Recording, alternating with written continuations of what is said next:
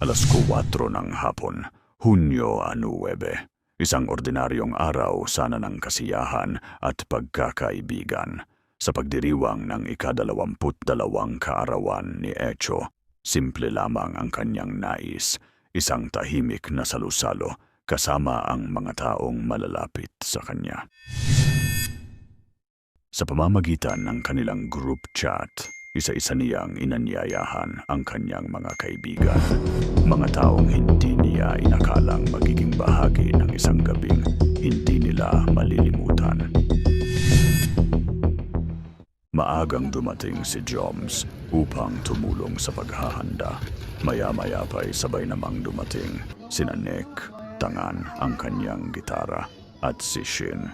Sa ilalim ng isang malilim na bahagi ng parke, nagsimula ang kanilang munting selebrasyon. May pagkain, tawanan at musika.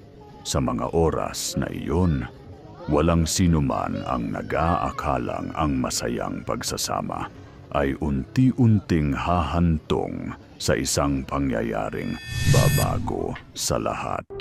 Maya-maya pa, dumating ang isa pa nilang katropa, si JM. Ngunit hindi siya nag-iisa. Kasama niya ang 2 babaeng katrabaho, sina Alea at Faith. May dala silang cake, dahilan upang lalong sumigla ang selebrasyon.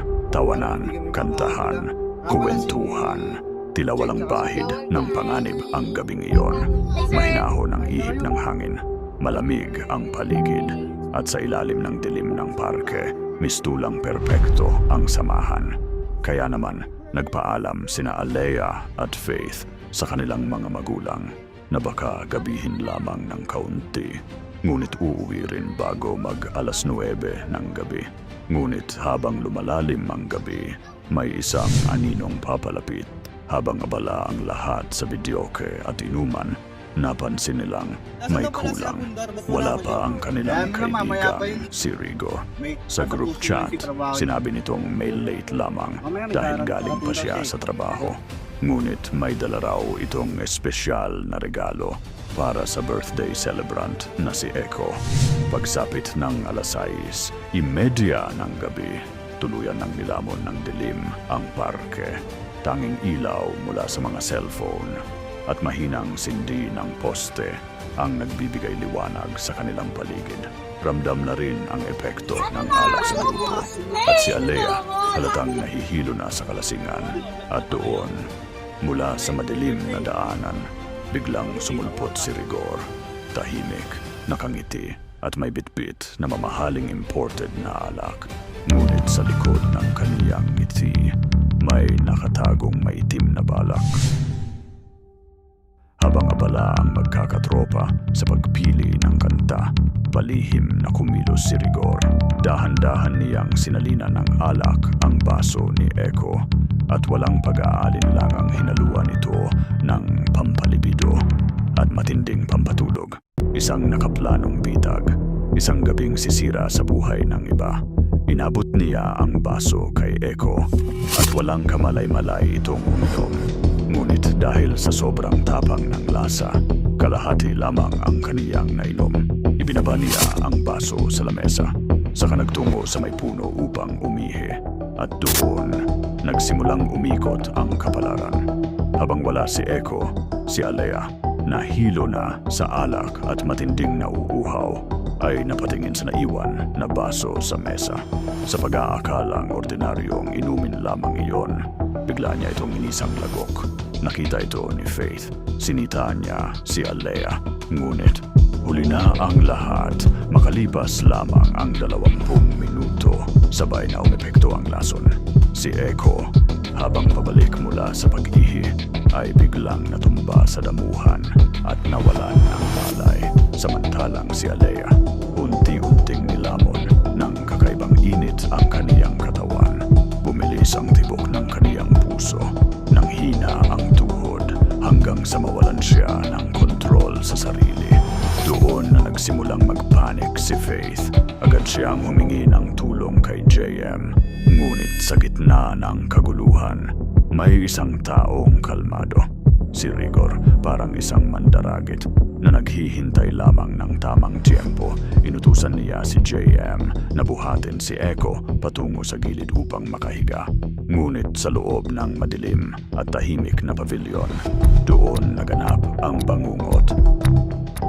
Habang walang kalaban-laban si Alea, sinamantala siya ni Rigor. Walang awa siyang sinakal, mahigpit, marahas, hanggang sa tuluyang mawalan ng hininga si Alea.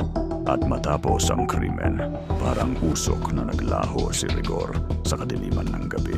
Kinaumagahan, isang jogger na nagngangalang Yana ang nakadiskubre sa malamig ng bangkay ni Alea sa likod ng pavilion. Samantalang si Echo natagpo ang tuliro at nakahandusay pa rin sa damuhan.